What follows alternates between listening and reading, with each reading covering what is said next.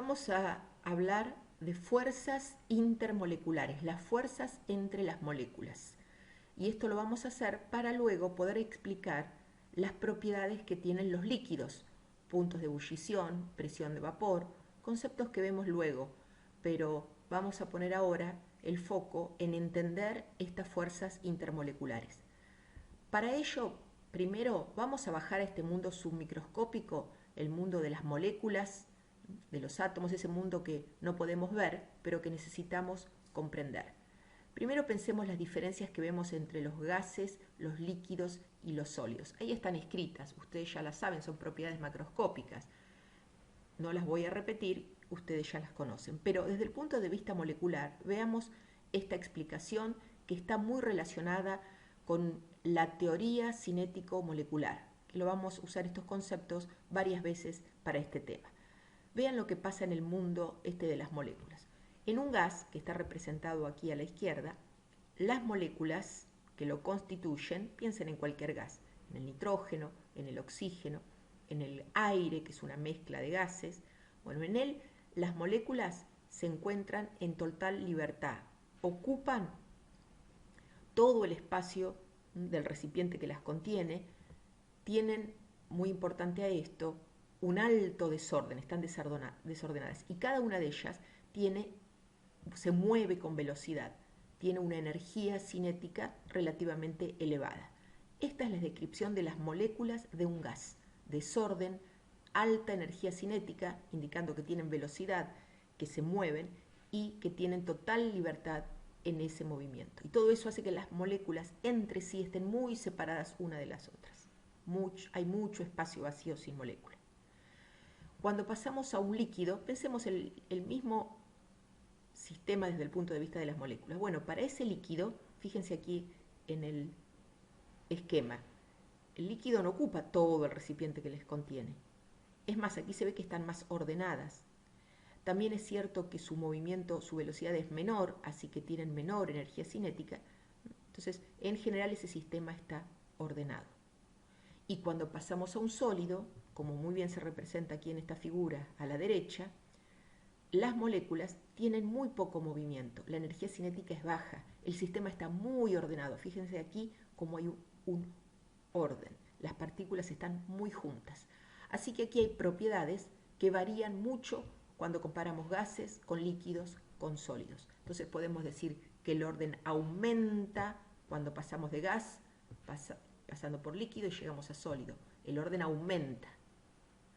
También podemos decir que la energía cinética disminuye de cada molécula. Aquí se mueven con más velocidad, aquí con menor, y aquí casi nula la energía cinética, casi no se mueve.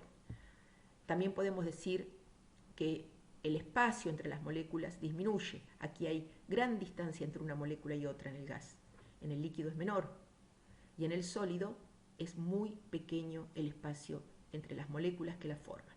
Así que entender eso es muy importante y es entender un poco los principios de la teoría cinético-molecular, cinético de velocidad. Vieron que yo expliqué cómo la energía cinética, la velocidad de las moléculas, cambia en estos tres estados de agregación de la materia.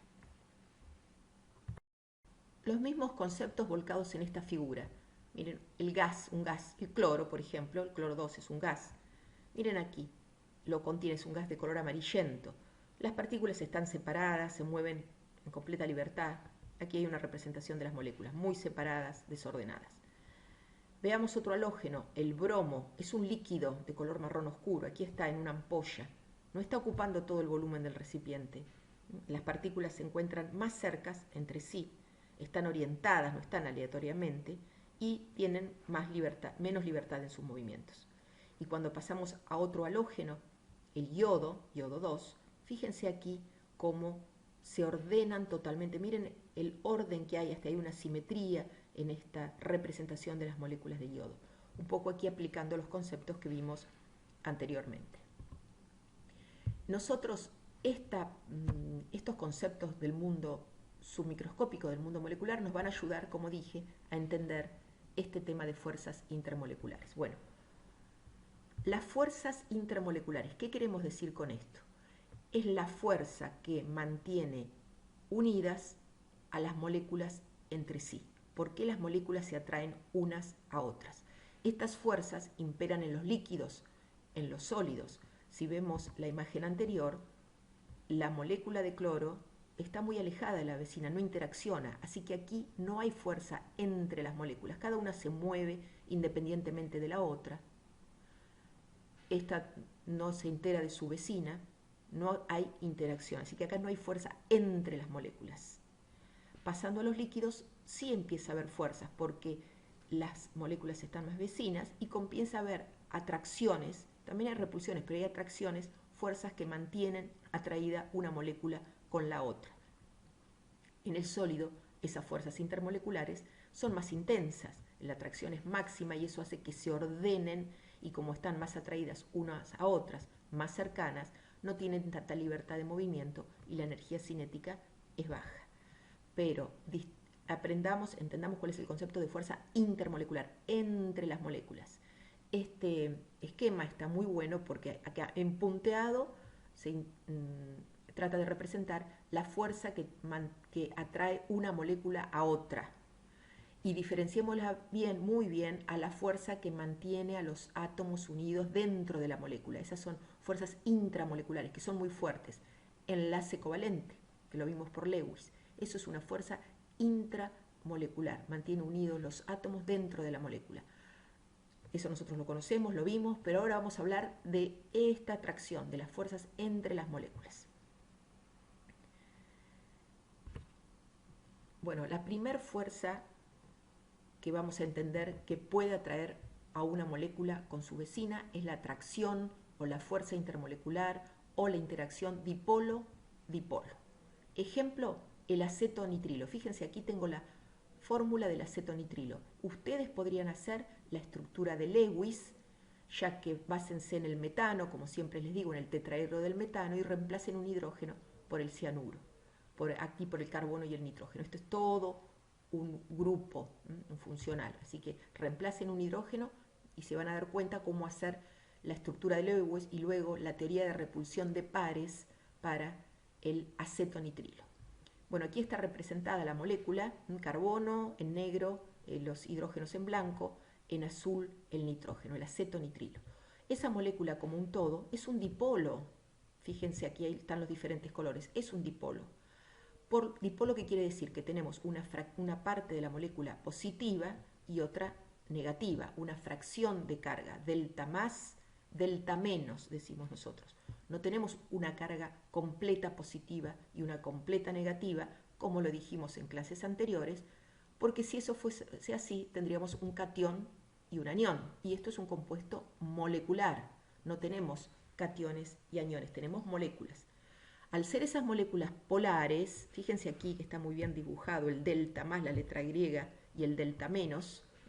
Esto tiene un momento dipolar. Si lo buscamos en la tabla de momentos dipolares, nos va a aparecer un valor para ese momento dipolar.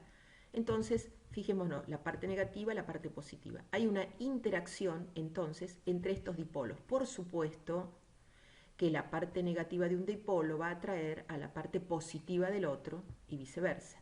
Y así se teje esta especie de red, aquí está bien representada, y el acetonitrilo, que es un líquido en condiciones normales, presenta estas fuerzas intermoleculares entre las moléculas, que son de tipo dipolo-dipolo. Entonces aprendimos la primer fuerza intermolecular o atracción intermolecular, dipolo-dipolo, que se da en este líquido que es el acetonitrilo, y si bajamos la temperatura y tenemos el sólido, también van a imperar en ese sólido. Fíjense, está muy bien hecho este esquema. Así que ahí aprendimos el primer tipo de fuerza intermolecular, dipolo-dipolo. Lo di para este ejemplo, pero ustedes van a ver que hay muchos líquidos que presentan este tipo de fuerza intermolecular. Otro tipo de fuerza intermolecular son las que se conocen, fíjense aquí está el nombre, fuerzas de dispersión, también conocido como fuerzas de London, porque el físico Fritz London las describió. Entonces, para entender estas fuerzas tenemos que saber que se dan en líquidos cuyas moléculas son apolares, no tienen polaridad. Ustedes vieron varios ejemplos ya de líquidos cuyas moléculas no tienen polaridad. Ejemplo, los líquidos de los alcanos, pentano, heptano, hexano y algunos otros líquidos más. Las moléculas no tienen polaridad. ¿Cómo se desarrolla ahí una interacción? ¿Cómo interaccionan unas con otras? Si no hay una parte negativa y una parte positiva, no hay un dipolo, así que no puede haber fuerza dipolo-dipolo. Estas fuerzas se dan porque la molécula como un todo ya sabemos que es apolar. Pero miren aquí este esquema que está aquí. Átomo A y átomo B. Ambos son moléculas, si bien dice átomos, vamos a pensar en sustancias que no tienen polaridad. Esto no tiene polaridad. Sin embargo, vean la nube electrónica aquí. Electrón, electrón, electrón a electrón, el núcleo positivo con negro. Hay esa nube electrónica en algún momento, interacciona con la molécula vecina que tampoco tiene polaridad y existe una variación en esa distribución, en esa nube electrónica que hace, por repulsión, que los electrones se alejen de los electrones de la otra molécula. De esa forma, en vez de haber una distribución de la nube electrónica simétrica, pareja, que sean apolares, se forma una deformación que hace que aparezca una carga, un delta más y un delta menos instantáneo, en un momento. Y luego se vuelve la situación anterior. Pero esa aparición del momento de la polarización instantánea, de la aparición de una fracción de carga negativa en un instante, hace que aparezca un dipolo instantáneo.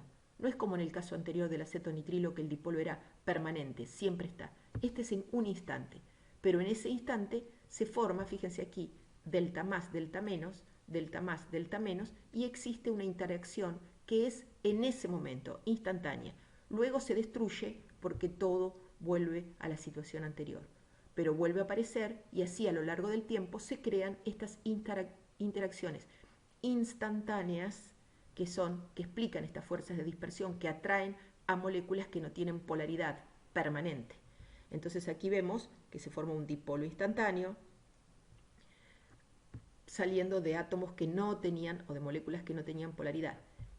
Y este hace que se forme, ese dipolo instantáneo hace que se forme otro dipolo inducido sobre el vecino. Estas fuerzas, que son del momento, instantáneas y no permanentes, de todas formas son fuerzas que mantienen unidas a las moléculas. En un instante es esta, en el otro habrá otro tipo de la misma naturaleza, pero la formación de otro dipolo instantáneo, y así a lo largo del tiempo las moléculas se mantienen unidas entre sí, por esto punteado, fuerzas intermoleculares del tipo fuerzas de dispersión. Aquí el ejemplo está dado para el helio. Ustedes podrían hacerlo también para el hexano, es más difícil, la molécula es más grande, pero pasa lo mismo con el hexano, esa distribución instantánea de electrones de la nube electrónica de todos los átomos que forman la molécula del hexano hace que aparezcan este tipo de fuerzas. Así que ahí conocimos el otro tipo de fuerzas que se da cuando las moléculas no tienen polaridad. Resumiendo lo que acabamos de decir, un dipolo instantáneo de un átomo, acá deberíamos decir de un átomo o de una molécula, y vamos a agregar que es apolar, induce un dipolo instantáneo o temporal en un átomo o en la molécula adyacente. Entonces se atraen las moléculas a los átomos. Esta interacción tiene que ver con las fuerzas de dispersión, o también llamadas de London, son sinónimos. La facilidad con que una molécula o un átomo se distorsiona haciendo que aparezca este dipolo temporal se conoce como polarizabilidad. Así que una molécula polar es polarizable. Una molécula polar es polarizable. Y debemos decir que cuando más átomos tenga una molécula apolar, más polarizable es. Por ejemplo, la molécula del hexano es más polarizable que la del etano, solamente porque tiene más átomos. Polarizabilidad se da en las moléculas que no tienen polaridad. Es la posibilidad de formar esos dipolos temporales, instantáneos, de polarizarse. Un concepto importante, la polarizabilidad.